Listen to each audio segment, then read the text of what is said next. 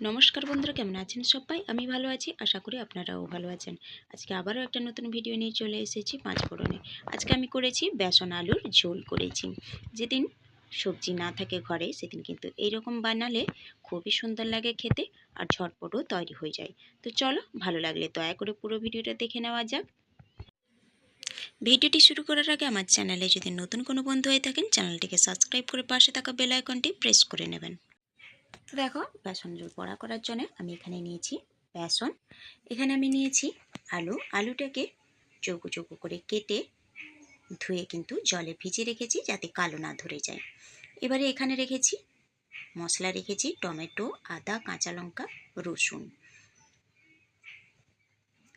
এবারে রেখেছি আমি পেঁয়াজ, নিয়েছি গোলমরিচের গুঁড়ো, আর মশলাগুলো পরে রান্না করার সময় আমি দেখিয়ে দেবো পরপর। তো চলো, বেসনটাকে আগে আমি মাখিয়ে নেব। তার জন্য একটা জায়গার মধ্যে বেসনটা নিয়ে আমি দিয়ে দিলাম 1 চামচের মতো গোলমরিচ গুঁড়ো। এবারে দেব স্বাদ মতো নুন, দেব অল্প একটু হলুদের গুঁড়ো। এবারে দেব কিন্তু ম্যাগি মশলাটা দিলে কিন্তু টেস্ট খুবই সুন্দর হয়। যে কোনো পকোড়াতে ম্যাগি মশলাটা দিলে টেস্ট কিন্তু দারুণ আসে। আর দেব অল্প একটু বেকিং পাউডার। এবারে সমস্ত শুকনো উপকরণগুলোকে আমি একটু মিশিয়ে নিয়ে এর মধ্যে অল্প অল্প জল দিয়ে ব্যাটার তৈরি করব। এককালীন কিন্তু জল দিলে ব্যাটারটা পাতলা হয়ে যেতে পারে, তাই চেষ্টা করবেন অল্প অল্প জল দিয়ে মাখার। তো দেখো, অল্প অল্প করে জল দিয়ে মাখিয়ে নিচ্ছি।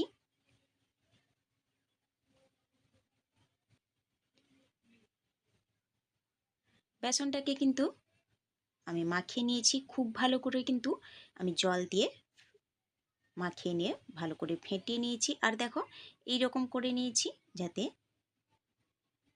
তেলের মধ্যে এই রকম ছাড়া যায়, সেরকমই দেখিয়ে দিলাম। এইভাবে তৈরি করে নিয়েছি। তো চলো, এগুলো গুছিয়ে নিয়ে হাতটা ধুয়ে নেব। এবারে দেখো, একটা মশলা করে নেব। দিয়ে দিলাম 10 থেকে 12টা রসুনের কোয়া, 5 থেকে 6টা কাঁচা লঙ্কা, 1 ইঞ্চির মতো আদা, আর একটা বড় টমেটো কুচি। এবারে এগুলোকে একসঙ্গে পেস্ট করে নিয়েছি। দেখো, পেস্ট করা হয়ে গেছে। এটা সরিয়ে দিয়ে আমি উনান ধরিয়ে কড়াই চাপিয়ে দিয়েছি। কড়াইতে দিয়ে দিলাম সর্ষের তেল। তেলটা খুব বেশি যে দিতে হবে তা নয়, একটু একটু পকোড়া ভাজার জন্যে যেরকম তেল দেওয়া হয় তার থেকে অল্প একটু তেল দিয়েছি। এবারে বেসনটাকে দেখো, আমি হাতে নিয়ে যেরকম বড়ি বসানো হয় সেই রকম কিন্তু তেলের মধ্যে দিয়ে দেব। খুব বেশি বড় বড় করা যাবে না এই পকোড়াগুলো। খুব বেশি বড় বড় করলে কিন্তু পরে যে ঝোলের মধ্যে দেওয়া হলে সেটা কিন্তু অনেকটাই ফুলে বড় হয়ে যায়, তাই একটু ছোট ছোট দেওয়ার চেষ্টা করবেন। তো দেখো, দেওয়া হয়ে গেছে।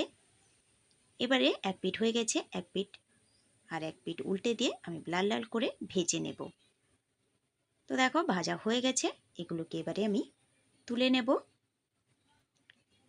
এগুলোকে তুলে নিয়ে বাকি যে বেসনটা আছে সেটা আমি দিয়ে দিয়েছি। দেখো, এগুলোও কিন্তু ভাজা ভাজা হয়ে এসছে। এবারে এগুলো তুলে নেব। বেসনের বড়া কিন্তু আমার ভাজা কমপ্লিট। এবারে তুলে নিয়ে সেই তেলের মধ্যে আমি এবারে যে আলু টুকরো করে রেখেছিলাম সেই আলুগুলো আমি ভেজে নেব। আলুর মধ্যে দিয়ে দিলাম অল্প একটু নুন আর অল্প একটু হলুদ গুঁড়ো দিয়ে আমি আলুগুলোকে একটু নেড়ে নিয়ে ঢাকা দিয়ে ভেজে নেব।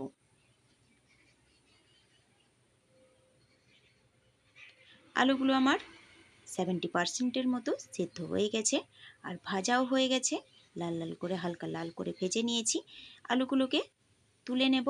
তুলে নিয়ে সেই তেলের মধ্যে, আর কিন্তু আমি তেল দেব না, সেই তেলের মধ্যে দিয়ে দেবো 3টে এলাচ, 3টে লবঙ্গ, 1 টুকরো দারচিনি, আর দিয়ে দেবো 1/2 চামচের মতো গোটা জিরে।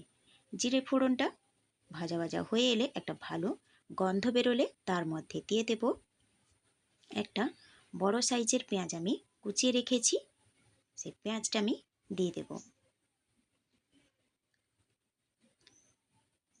এবারে পেঁয়াজটাকে আমি লাল করে ভেজে নেব।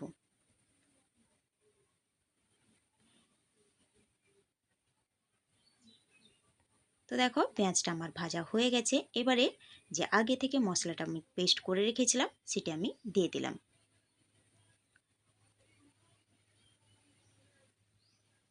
এবারে সমস্ত মশলাগুলোকে কষিয়ে নেব, যাতে মশলার মধ্যে কোনো রকম কাঁচা গন্ধ না থাকে, আদা রসুন আর টমেটোর যাতে গন্ধটা না থাকে, ততক্ষণ অবধি কষিয়ে নেব।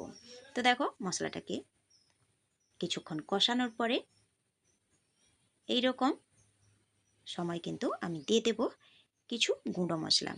গুঁড়ো মশলা দিয়ে দেবো যেগুলো ঘরে রেগুলার থাকে, সেই মশলাই দেব। দিয়ে দিলাম 1/4 টিস্পুন ধনে গুঁড়ো, 1/4 টিস্পুন জিরে গুঁড়ো, আর 1/4 টিস্পুন দেব কাশ্মীরি লঙ্কার গুঁড়ো, আর দেব 1/4 টিস্পুন হলুদের গুঁড়ো।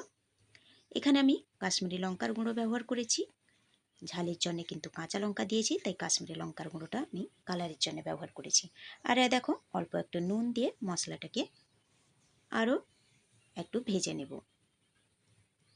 মশলাটা ভাজা হয়ে গেছে, খুব সুন্দর করে আমার মশলাটা ভাজানো হয়ে গেছে। এবারে আমি এর মধ্যে একটু জল দিয়ে দেব। জল দিয়ে মশলাটাকে ফুটিয়ে নেব। তো মশলাটা দেখো কষানো কমপ্লিট, তেল কিন্তু ছেড়ে দিয়েছে। এবারে এর মধ্যে দিয়ে দেব ভেজে রাখা আলু। আলু দিয়ে আমি 2 মিনিটের মতো কষিয়ে নেব, তাহলে মশলার যে বাকি কাঁচা গন্ধটা আছে সেটা আর থাকবে না কোনো রকম। আর আলুগুলো কষাতে থাকলে ভালো একটা ফ্লেভার ঢুকে যাবে। তো দেখো আলু দিয়ে বেশ কিছুক্ষণ কষানোর পরে কিন্তু আমি এবারে দিয়ে দেবো ঝোলের জন্য জল। এখানে কিন্তু আমি গরম জল ব্যবহার করেছি। গরম জল দিলে কিন্তু সবসময় তরকারির স্বাদ কিন্তু সুন্দর হয়, তাই আমি উষ্ণ গরম জল ইউজ করেছি। জলটা একটু জেনে বুঝেই দেবেন, কারণ বেসন কিন্তু ঝোলের মধ্যে দিলে অনেকটাই ঝোল টেনে নেয়। তো দেখো ঢাকা দিয়ে ফুটিয়ে নেওয়ার পরে আমি এবারে দিয়ে দিলাম ভেজে রাখা বেসন। এবারে বেসনগুলো দিয়ে আমি আবারও ঢাকা দিয়ে দেব। আলুগুলো দেখো 80% মতো সেদ্ধ হয়ে গেছে। তো ঢাকা দিয়ে আবারও কিছুক্ষণ ফুটিয়ে নেওয়ার পরে ঢাকা খুলে নিয়েছি। এবারে দিয়ে দিলাম অল্প একটু চিনি। চিনিটা দিলাম যাতে টমেটোর যে টক ভাবটা একটু আছে সেটা ব্যালেন্স করার জন্য অল্প একটু চিনি দিয়ে দিলাম। আলুগুলো কিন্তু সেদ্ধ হয়ে গেছে। নামানোর আগে আমি দিয়ে দেব 1/4 টিস্পুন গরম মশলার গুঁড়ো, আর দেব ঘি। ঘিটা আপনারা বেশি কম করে নিতে পারেন। শেষে ঘি দিলে কিন্তু ভালো একটা ফ্লেভারও আসে আর টেস্টও কিন্তু খুব সুন্দর হয়। তো দেখো হয়ে গেছে, আমি কিন্তু এবারে নামিয়ে নেব। ঘরে যেদিন সবজি থাকবে না সেদিন এই রকম বেসন আলু দিয়ে তরকারি করে নিতে পারেন, খুবই ভালো লাগে।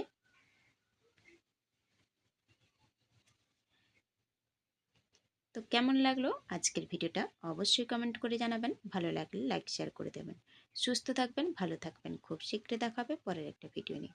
তো চলো আজকে এখানেই শেষ করি।